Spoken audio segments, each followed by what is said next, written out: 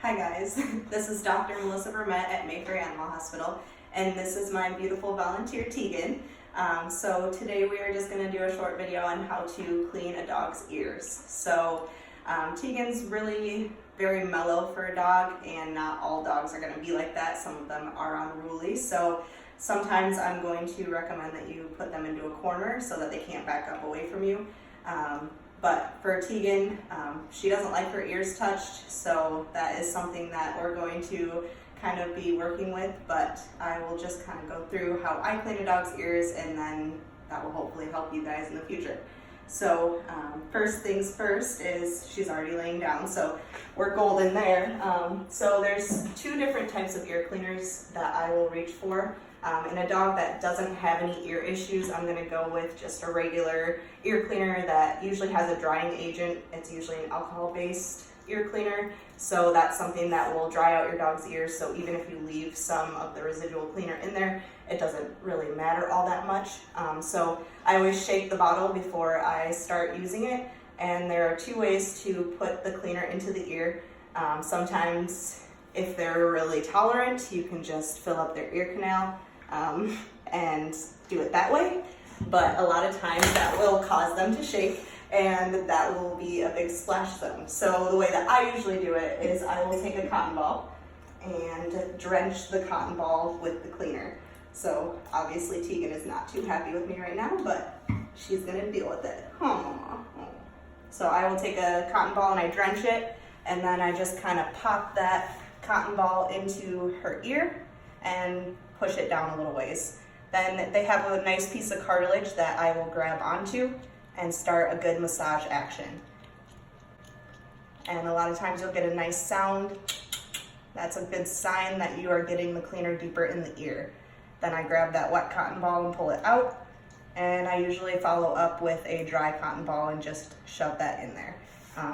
Again, with the same massage action. So if your dog has clean ears, a lot of times you don't have to do very much, and you won't have to continue to go back with another wet cotton ball. But if they have dirty ears, I will keep going until I get clean cotton balls. So I'm gonna do another wet one and pop that in there and do the massage action. So she's really tolerant, and I will tell you that a lot of times they are not. So I like to put their butt in a corner because they won't be able to back away from you. Sometimes I'll do this in an area where I know that even if I get stuff on the walls, it doesn't really matter. So I would even say going outside is sometimes going to be your best option. I know, you good girl. So her ear is clean, and so we're going to move on to the other one because they have two. So for a dog that has chronic ear issues, this is probably the dog that you're going to need to clean the ears the most. And I will reach for a medicated flush at that point. Usually they have an antifungal agent, and then the pH is a little bit different, and you're going to get a balanced pH to help decrease the bacterial and yeast growth in the ears. So again, with that massage action on this ear, and you'll be able to feel that cartilage.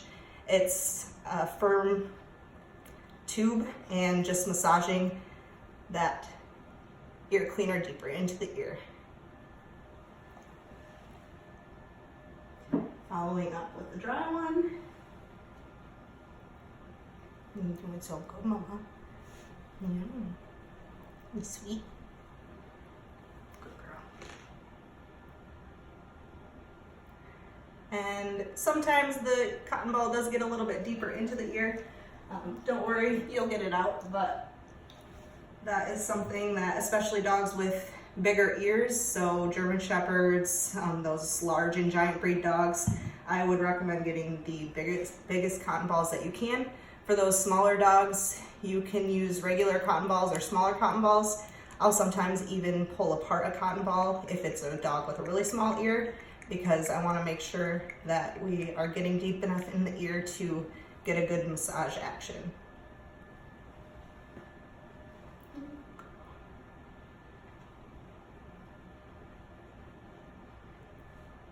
And that's that. So if you have a dog that has a really nasty ear, sometimes you can wear gloves, and I will sometimes with dogs that have those really cruddy ears, and I'll even flush once or twice a day if I know that the dog is dealing with an active ear infection or is about to get an ear infection.